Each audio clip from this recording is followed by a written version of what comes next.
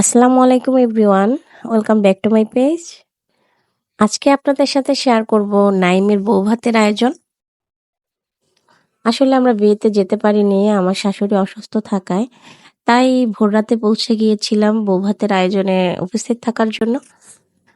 মেহমানদের আপ্যায়নের জন্য রাত থেকেই রান্নাবান্না শুরু হয়ে গিয়েছিল। আর গ্রামের বিয়েতে অবশ্য রাতেই রান্না শুরু করে আর সকাল অবধি রান্না চলছিল।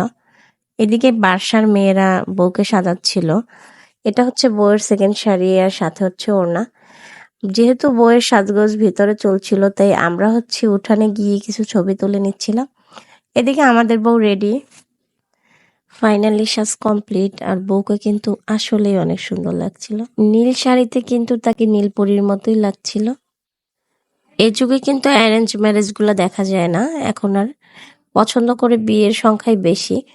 কিন্তু সেখান থেকে ওরা ওদের সম্বন্ধ করে বিয়ে, তাই এক্সাইটমেন্ট একটু বেশি।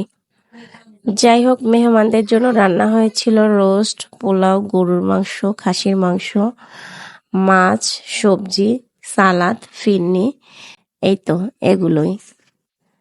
এদিকে হচ্ছে আমরা বউয়ের ফটোশুট করছিলাম। আর হচ্ছে জামাই অনেক ব্যস্ত ছিল, তাকে পাওয়াই যাচ্ছিল না।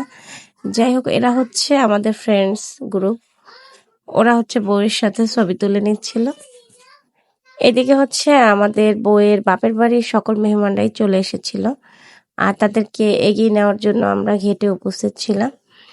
বাবার বাড়ি থেকে যখন শ্বশুর বাড়িতে মেহমান আসে, আসলেই মেয়েদের কাছে এই সময়টা অনেক আনন্দের।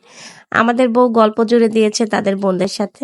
যাই হোক, অনেক কষ্টে আমি জামাইকে একটুখানি সময়ের জন্য পেয়েছিলাম।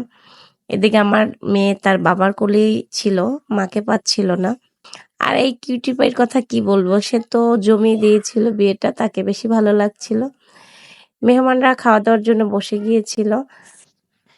এবার হচ্ছে আমরা নতুন বউকে সঙ্গে নিয়ে খেতে বসে গেলাম।